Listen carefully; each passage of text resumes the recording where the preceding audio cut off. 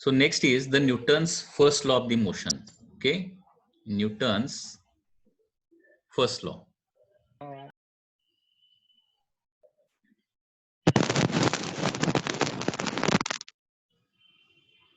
Newton's first law.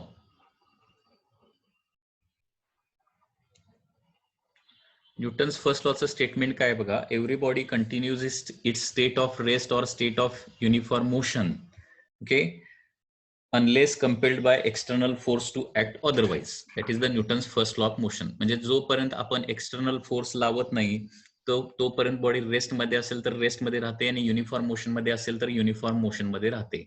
That is called as Newton's first law of the motion. Okay, जब तक हम किसी भी body पर force नहीं लगाते तब तक क्या होता है, बॉडी अगर रेस्ट में है तो रेस्ट में रहती है एंड यूनिफॉर्म मोशन में है तो यूनिफॉर्म मोशन में ही रहेगी. Okay, so this is the Newton's first law of the motion. Every body statement काय आहे, every body continues state of rest or state of uniform motion, state of uniform motion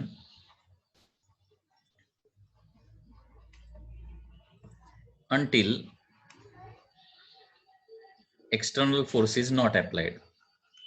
External force is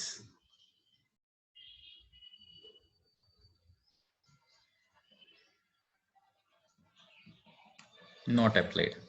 Okay, that is the statement of Newton's first law of the motion.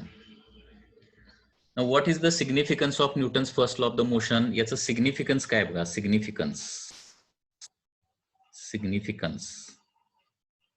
So significance is like this. Newton's first law of the motion define inertia. So Newton's first law of motion मुळे inertia नावाची आपल्याला concept लक्षात येते. म्हणजे Newton's first law of the motion काय सांगतो की every body त्याची स्टेट ऑफ रेस्ट किंवा स्टेट ऑफ युनिफॉर्म मोशन जे काय आहे ते आहे तशी ठेवण्याचा प्रयत्न करत असते आणि या प्रॉपर्टीलाच काय म्हणतो आपण, इनर्शिया असं म्हणतो. So Newton's first law of the motion define inertia. उसके बाद Newton's first law of the motion define force also. Newton's first law of motion क्या करता है, फोर्स को भी डिफाइन करता है. Okay, so according to Newton's first law of the motion force का डेफिनेशन कैसा आ जाएगा, जोपर्यंत आपण फोर्स लावत नाही तोपर्यंत बॉडी स्टेट ऑफ रेस्ट किंवा स्टेट ऑफ युनिफॉर्म मोशन मध्ये राहते. म्हणजे याचाच दुसरा मिनिंग काय निघतो की फोर्स लावल्यानंतर बॉडीचं स्टेट ऑफ रेस्ट किंवा स्टेट ऑफ युनिफॉर्म मोशन काय होतं, चेंज होतं. Okay, so according to first law, so according to Newton's first law फोर्सची डेफिनेशन काय येणार आहे, the physical quantity which changes state of rest और state of uniform motion, that is called as force. फोर्सची definition Newton's first law तयार करतं, हे सगळ्यात महत्वाची गोष्ट आहे. फोर्स कोण डिफाइन करतं, Newton's first law. Suppose there are MCQs, which of the following law gives which of the following laws define force, असा MCQ आला तर त्याचा करेक्ट आन्सर येणार आहे Newton's first law. Okay, because Newton's first law मध्ये सांगितलं की जोपर्यंत फोर्स लावत नाही तोपर्यंत स्टेट ऑफ रेस्ट और state of uniform motion change होत नाही. म्हणजे याचाच मिनिंग काय निघतो की force is a physical quantity which changes state of rest or state of uniform motion. So we can write here definition of the force like this. Okay, it is physical quantity, it is physical quantity which changes state of rest or state of uniform motion. Okay, so this is the second significance. हे basics तुम्हाला माहिती असणं आवश्यक आहे. Third significance is that it shows the equivalence between state of rest and state of uniform motion. Okay, it shows equivalence between state of rest and state of uniform motion. Okay, म्हणजे Newton's first law नुसार state of rest आणि state of uniform motion दोन्ही एकच आहेत. म्हणजे body rest मध्ये असणं आणि मोशन मध्ये असणं हे दोन्ही एकच आहे. ओके, फक्त चेंज कशामुळे होतं, it depends on the frame of reference. ते फ्रेम म्हणजे एक बॉडी, हे बघा मी काय सांगतोय, एखादी बॉडी एकाच वेळी रेस्ट मध्ये पण असू शकते आणि मोशन मध्ये पण असू शकते. असं कधी होतंय सांगू शकताय? तीच बॉडी रेस्ट मध्ये पण आहे आणि मोशन मध्ये पण आहे, युनिफॉर्म मोशन मध्ये. हे न्यूटन्स फर्स्ट लॉ सांगतो. ओके, कारण फोर्स जोपर्यंत अप्लाय करत नाही तोपर्यंत बॉडी स्टेट ऑफ रेस्ट मध्ये राहते किंवा स्टेट ऑफ युनिफॉर्म मोशन मध्ये राहते. म्हणजे स्टेट ऑफ रेस्ट आणि स्टेट ऑफ युनिफॉर्म मोशन दोन्ही एकच आहे. म्हणजे बॉडी ज्यावेळी रेस्ट मध्ये पण असू शकते त्यावेळी युनिफॉर्म मोशन मध्ये पण असू शकते. म्हणजे बॉडी थांबलेली पण आहे आणि मोशन मध्ये पण आहे. हे कशावर डिपेंड असतं, एखादी बॉडी मोशन मध्ये आहे का रेस्ट मध्ये आहे, हे that is decided by the one very important concept, that is frame of reference.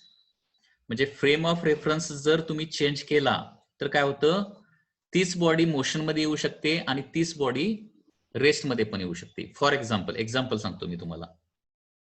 Suppose this is a bus,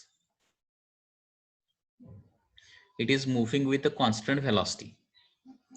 Okay, in this bus there is a object like this. Here there is a object.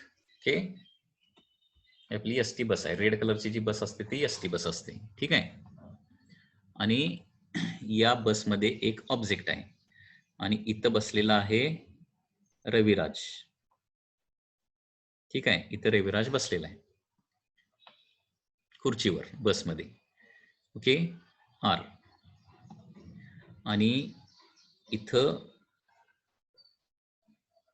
त्याचा मित्र आहे. रविराजचा मित्र कोण रे सांगा? रविराजचा कोण मित्र आहे काय? नाही वाटतं. रविराजचा मित्र हा ओमकार. ओम इथं बसलेला आहे. ओम, ओम कासार. हा, तर आता हा जो ब्लॉक आहे, रविराजला विचारलं तर या ब्लॉकचे मोशन काय सांगणार, this block is at the rest. आणि ओमला विचारलं तर काय सांगणार, तर ओम सांगणार it is moving with constant velocity. म्हणजे तोच ब्लॉक आहे, तो रेस्ट मध्ये पण आहे and moving with constant velocity पण आहे. ओके, रविराजला ओमनं रविराजला सांगितलं की हा ब्लॉक युनिफॉर्म मोशन मध्ये आहे आणि रविराज ओमला काय सांगणार की हा ब्लॉक रेस्ट मध्ये आहे. ओके, दोघेही एकमेकाला चुकीचं ठरवणार आहेत, परंतु दोघेही ऍक्च्युअली काय असणार आहेत, करेक्ट असणार आहेत. म्हणजे याचाच मिनिंग काय होतो, स्टेट ऑफ रेस्ट आणि स्टेट ऑफ युनिफॉर्म मोशन दोन्ही एकच असतात. Only depends on the frame of reference. Okay, म्हणजे असं आपल्या लाईफमध्ये अनेक वेळा होते, प्रत्येक जण आपल्या आपल्या ठिकाणी बरोबर असतो, परंतु दुसऱ्याच्या पॉईंट ऑफ व्ह्यू आपल्याला तो काय वाटत असतो, चुकीचा वाटत असतो. Reason is that frame of reference change झालेली असते, सराउंडिंग चेंज झालेलं असतं. बरोबर आहे ना?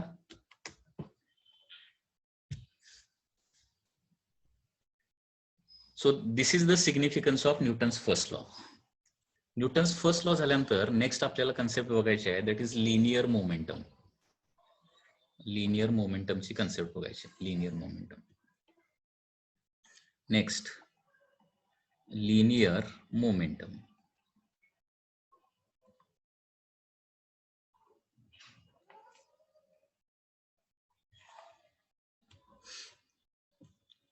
Linear momentum.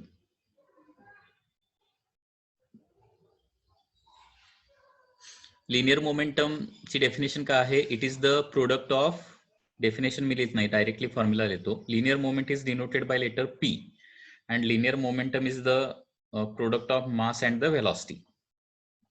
Linear momentum is the product of mass of the body and velocity of the body. So linear momentum is a vector quantity. Linear momentum is a vector quantity. So if any quantity is vector, it has a direction. So linear momentum की direction क्या आ जाएगी, direction of linear momentum इस तरह से आ जाएगी. Direction of linear momentum is same as direction of velocity. Same as direction of velocity. Linear momentum का direction कैसा रहता है? जो वेलोसिटी का डायरेक्शन रहेगा वही लीनियर मोमेंटम का भी डायरेक्शन रहेगा.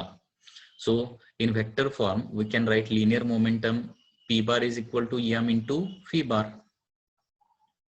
Okay, मतलब वेलोसिटी वेक्टर को मास से मल्टीप्लाई करने के बाद हमें क्या मिलेगा? लीनियर मोमेंटम वेक्टर मिलेगा. ओके, इसका SI यूनिट क्या आ जाएगा? SI unit of linear momentum, SI unit mass का रहता है किलोग्राम, वेलोसिटी का रहता है metre per second. Kilogram metre per second will be the SI unit. Okay, and इसका डायमेंशन जो है,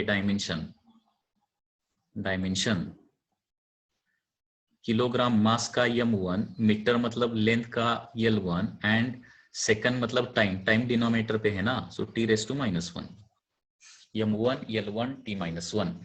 from the unit also we can find out dimension. अगर यूनिट पता है तो भी हम डायमेंशन निकाल सकते हैं. So this is the concept of linear momentum. Now अभी लीनियर मोमेंटम आपको पता है तो क्या कर सकते हैं हम? न्यूटन सेकंड लॉ स्टडी कर सकते हैं. आता हो गया Newton second law. Newton's second law.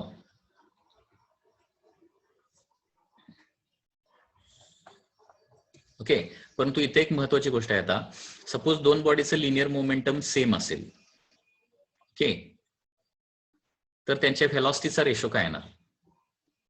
P1 is equal to P2, then V1 by V2 काय येणार रे? जरा सांगा बघूया. अगर P1 is equal to P2 है तो V1 बाय V2 का रेशो क्या आ जाएगा? बताओ.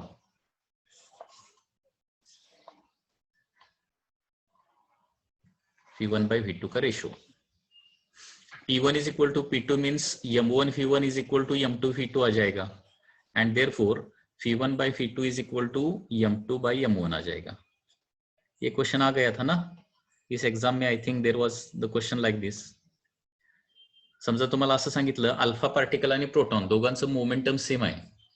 अल्फा पार्टिकल आणि proton, alpha particle and proton has same linear momentum, then what is the ratio of velocity of proton to velocity of alpha particle? Velocity का ratio क्या आ जाएगा? Velocity of proton to velocity of alpha particle is equal to mass of alpha particle divided by mass of the proton. So what will be your answer?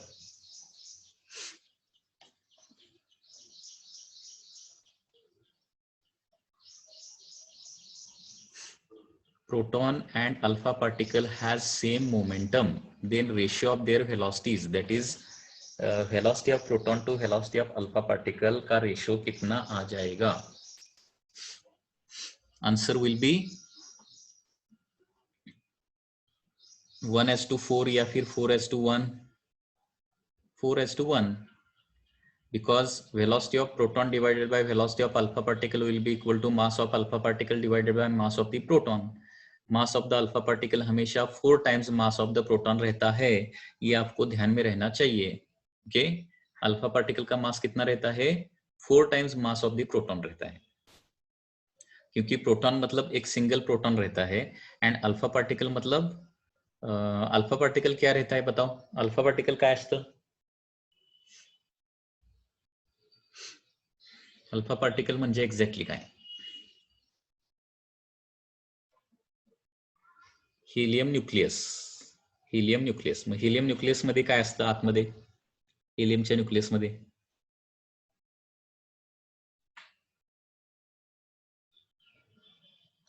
हिलियमच्या nucleus मध्ये 2 protons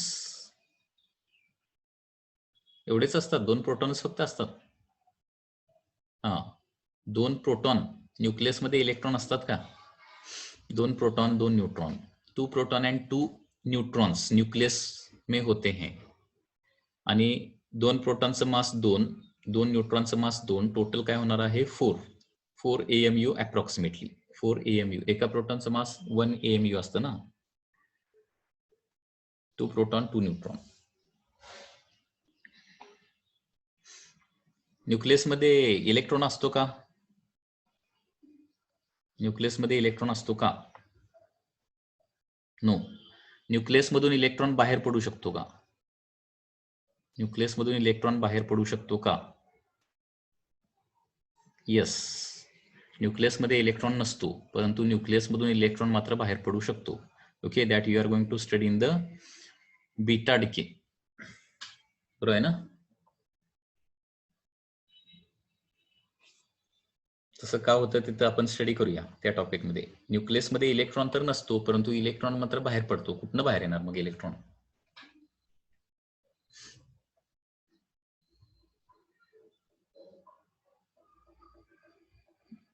तेच beta particle म्हणजे electron, म्हणजे beta particle आतमध्ये नसतात.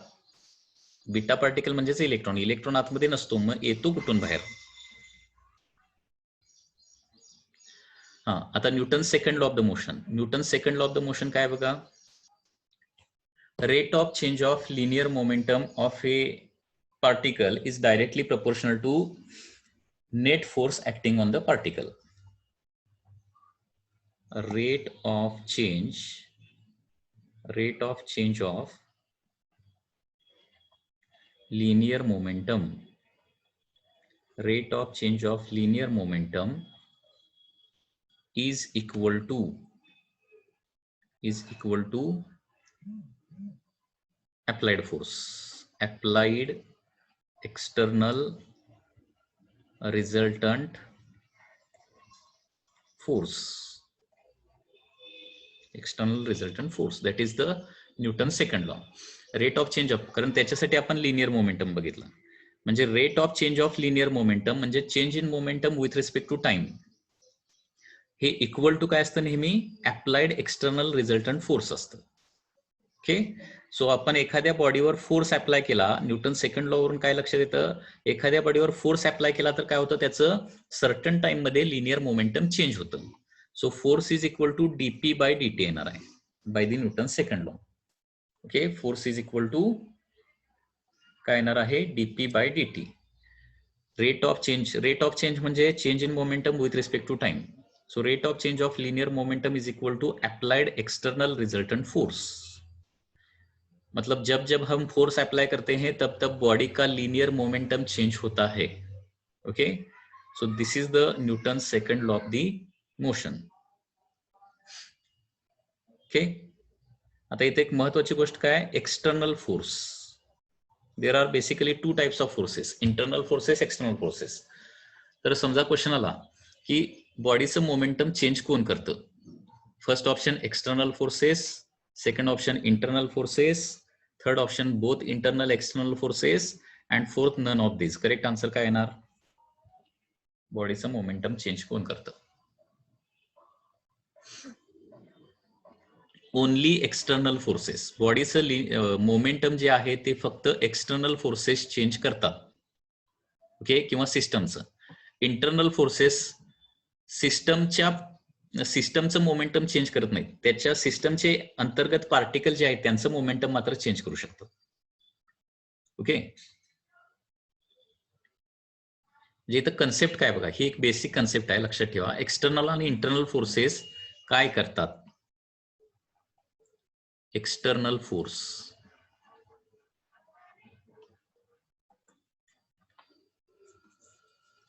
काय करतो? Changes momentum of system. System म्हणजे एका सिस्टीम मध्ये नंबर ऑफ बॉडीज वगैरे असू शकतात, ठीक आहे. आणि इंटरनल फोर्सेस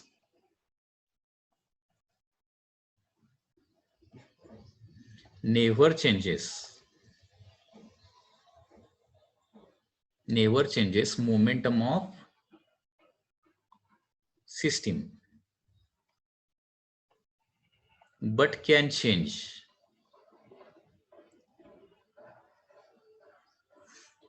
momentum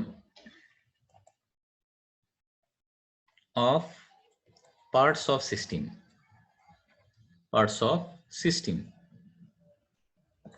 एक्झाम्पल तुम्हाला द्यायचं झालं तर एक्झाम्पल कसं होईल बघा.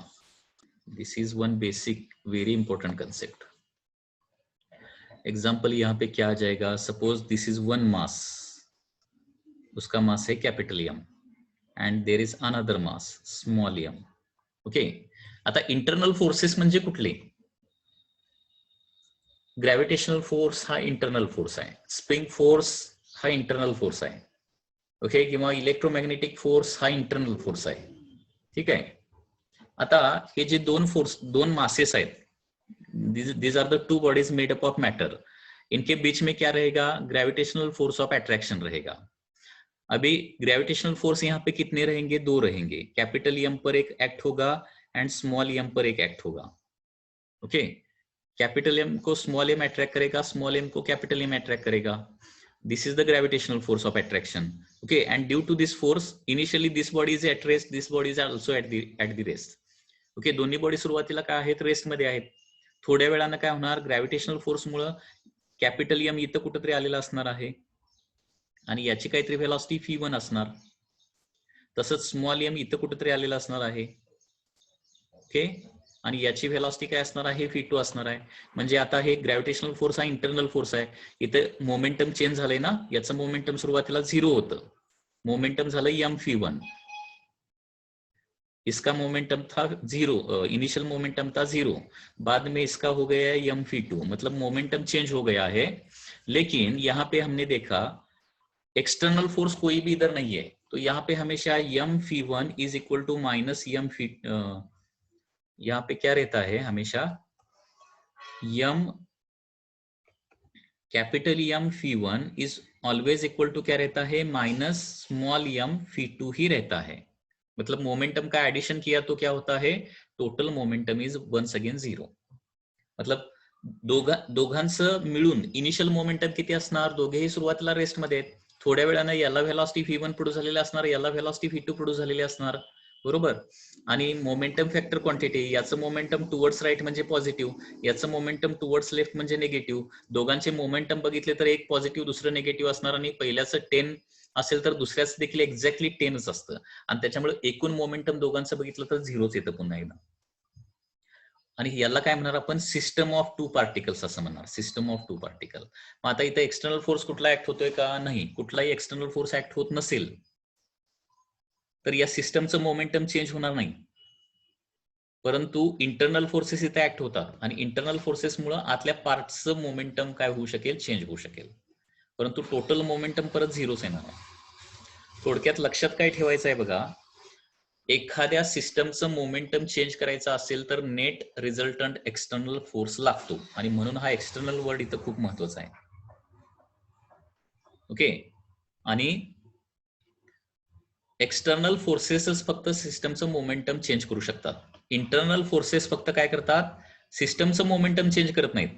आता इथं इंटरनल ग्रॅव्हिटेशनल फोर्स जे आहेत, सुरुवातीला सिस्टमचं मोमेंटम 0च असतं, नंतर देखील हे पार्टिकल मोशन मध्ये गेल्यानंतर जरी आपण बघितलं तरी टोटल सिस्टमचं मोमेंटम काढलं तर ते 0च येणार.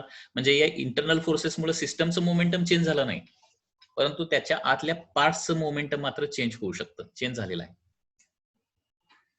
So this is the concept of internal and external forces. लक्षात घ्या, generally internal forces exist in pairs. Internal forces हे नेहमी जोडीनच असतात, पेअर्स मध्येच असतात, आणि त्याच्यामुळे तसं जनरली घडते. म्हणजे इंटरनल फोर्सेस हे मोमेंटम चेंज का करू शकत नाहीत? Because internal forces always exist in pairs, single नसतात, आणि एक्सटर्नल फोर्स मात्र सिंगल असतो, आणि त्याच्यामुळे तो मोमेंटम चेंज करू शकतो systems. Okay, so according to Newton's second law, F bar is equal to dp bar by dt. ठीक है, so F bar can be written as d by dt of m phi bar, because p bar क्या है? p bar मतलब m phi bar है, so d by dt of m phi bar हो जाएगा, that is F bar. F bar is equal to d by dt of m phi bar. Okay, so therefore F bar can be written as, अगर m constant है तो m d phi bar by dt आ जाएगा, end अगर phi constant है तो phi bar dot dm by dt हो जाएगा. म्हणजे इथं फॉर्म्युला कसा लिहिलाय बघा, काही प्रॉब्लेम मध्ये मास देखील व्हेरिएबल असतं, काही वेळेला व्हेलॉसिटी. आता मास आणि व्हेलॉसिटी दोन्ही व्हेरिएबल असतील, डेरिव्हेटिव्हचा एक मी रूल सांगितलाय, आठवतोय ना? D by D T of U into V. तर त्याच्यामध्ये काय करायचं, पहिल्याला कॉन्स्टंट कन्सिडर करायचं, दुसऱ्याचं डेरिव्हेटिव्ह घ्यायचं, मग दुसऱ्याला कॉन्स्टंट कन्सिडर करायचं, पहिल्याचं डेरिव्हेटिव्ह घ्यायचं. So this is the rule of derivative. Okay. आता काही प्रॉब्लेम मध्ये कसं असतं, फोर्स कॅल्क्युलेशनच्या मास पण चेंज होते आणि व्हेलॉसिटी पण चेंज होते. मग त्या ठिकाणी रिझल्टंट फोर्स काढणार कसं, तर त्याच्यामध्ये हा फॉर्म्युला तुम्हाला यूज करावा लागेल. Force is equal to M D V by D T plus V bar DM by D T. हे प्रॉब्लेम आपण स्टडी करणार आहे, असले प्रॉब्लेम. ठीक आहे. आणि याच्यामध्ये if mass is a constant असेल, म्हणजे बॉडीवर फोर्स लावला आणि त्यावेळी मास कॉन्स्टंट राहत असेल, मास कॉन्स्टंट म्हणजे DM by D T zero येणार ना. कॉन्स्टंटचा डेरिव्हेटिव्ह काय असतो, zero.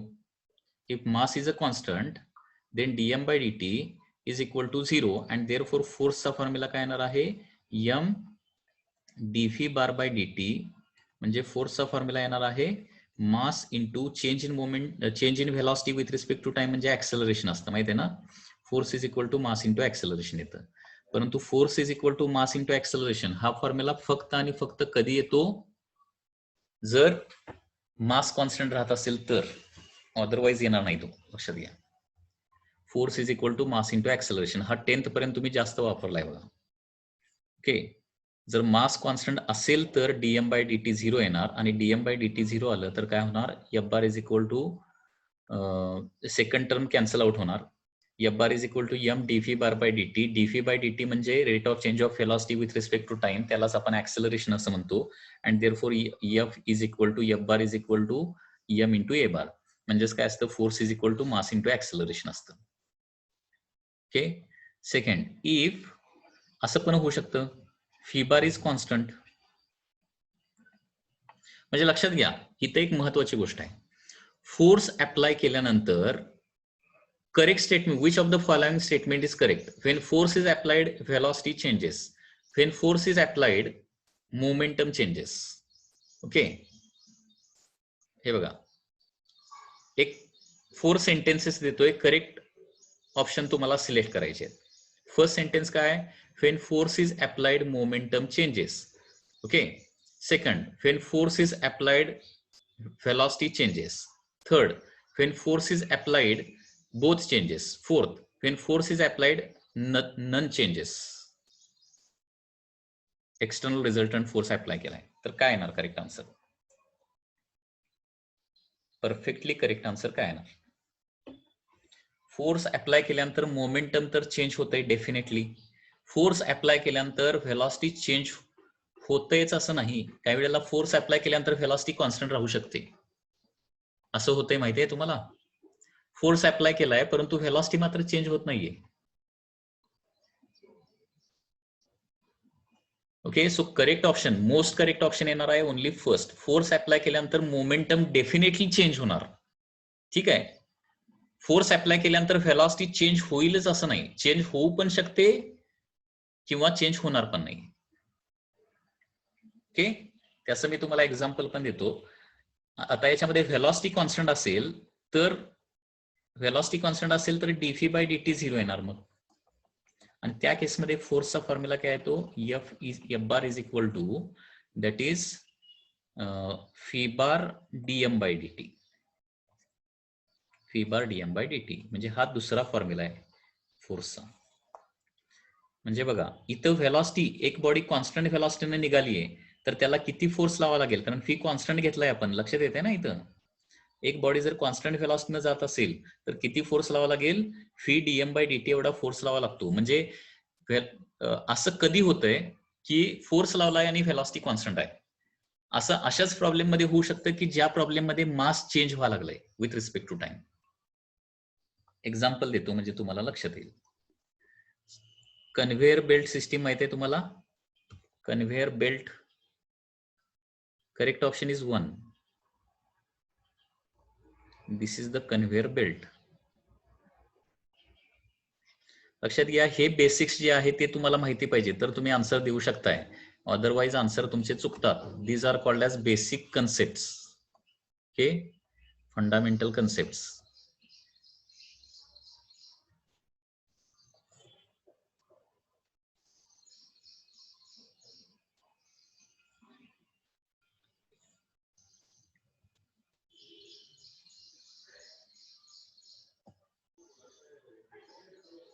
So this is a conveyor belt system.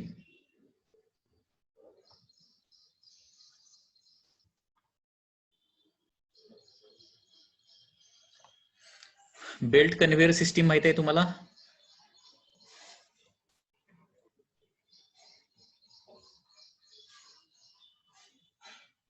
Belt conveyor माहिती आहे का?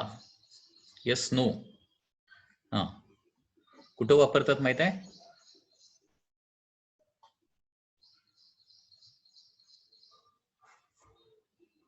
कुठं बघितलंय का बेल्ट कन्व्हेयर? हा, एअरपोर्ट आहे, शुगर फॅक्टरी आहे. ओके, आपण ह्याच्यामध्ये गिरणीत बेल्ट कन्व्हेयर नाही वापरत. ते बेल्ट पॉवर ट्रान्समिशन सिस्टीम असते. पॉवर ट्रान्समिशन सिस्टमचं म्हणत नाही मी. इथं अशा दोन पुलीज असतात.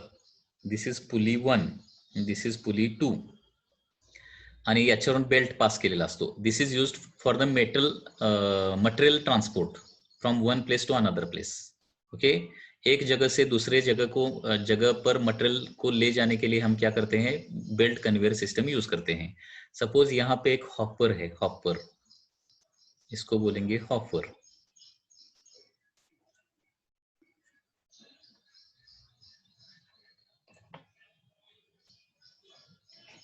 ठीक आहे, आणि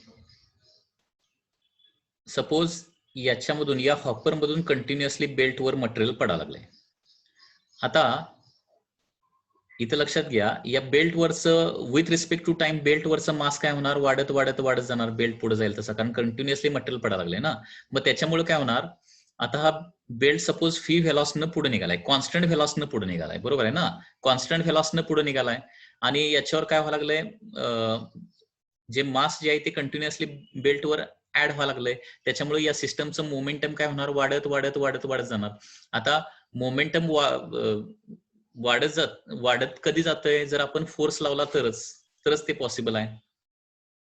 कारण फोर्स लावला तरच मोमेंटम चेंज होणार ना. चेंज होणार म्हणजे वाढणार किंवा कमी होणार. म्हणजे ही बेल्ट कन्व्हेयर सिस्टम कॉन्स्टंट व्हेलॉसिटीनं मूव्ह करण्यासाठी आपल्याला कंटिन्युअसली इथं फोर्स लावावा लागतो. ओके, फोर्स जर लावला नाही तर काय होईल? सुरुवातीला व्हेलॉसिटी जास्त असेल आणि त्याच्यावर मटेरियल पडत जाईल तसं त्याची व्हेलॉसिटी कमी कमी कमी कमी होत जाणार, असं ते होणार. ठीक आहे, कॉन्स्टंट व्हेलॉसिटीनं मूव्ह करायचं असेल तर इथं तुम्हाला फोर्स लावून ठेवावा लागेल. म्हणजे एखादी बॉडी कॉन्स्टंट व्हेलॉसिटीनं फोर्स लावल्यानंतर देखील कॉन्स्टंट व्हेलॉसिटीनं कधी जाते? जर त्याचं mass with respect to time change होत असेल तर. With respect to time change होत असेल तर. ओके,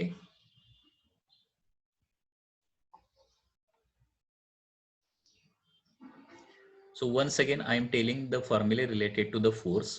फोर्स का बेसिक फॉर्मूला क्या है? देखिए, that is dp by dt. This is the fundamental formula, dp by dt. इसका मतलब क्या निकलता है? Force changes momentum, not necessarily the velocity. ये सेंटेंस ध्यान में रखो. फोर्स क्या करता है? मोमेंटम चेंज करता है.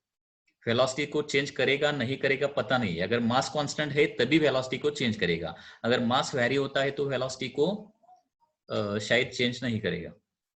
दिस इज फंडामेंटल फॉर्मूला.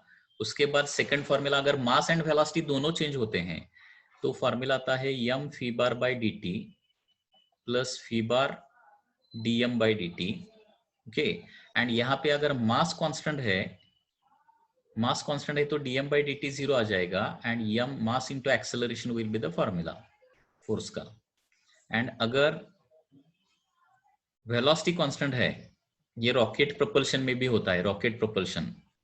रॉकेट प्रोपल्शनला आपण हा फॉर्म्युला वापरतो, f bar is equal to phi bar dm by dt. Rocket science मध्ये हा फॉर्म्युला वापरतात फोर्सचा. एक कॉन्स्टंट व्हेलॉसिटीनं रॉकेट जर आपल्याला लॉन्च करायचं असेल तर तिथं किती रेटनं फ्युएल बर्न करावं लागेल? dm बाय dt काढावं लागतं. ओके, त्याच्यासाठी हा सेकंड फॉर्म्युला यूज करतो आपण. सिंगल बॉडी असेल, कॉन्स्टंट मासची असेल, मास त्या बॉडीचं चेंज होत नसेल तर हा फॉर्म्युला जनरली वापरतो, force is equal to mass into acceleration. आणि कॉन्स्टंट व्हेलॉसिटीनं रॉकेट आपल्याला वर पाठवायचं आहे तर किती रेट ऑफ चेंजनं त्याच्यामध्ये फ्युएल बर्न करावं लागेल, त्याच्यासाठी आपण हा फॉर्म्युला वापरतो. F bar is equal to phi bar dm by dt. त्याचे सगळे एक्झाम्पल आपण पुढे बघणार आहे. Now what is the significance of the Newton's second law? तर न्यूटन सेकंड लॉ ची कन्सेप्ट लक्षात आलेली असेल. Significance of Newton's second law.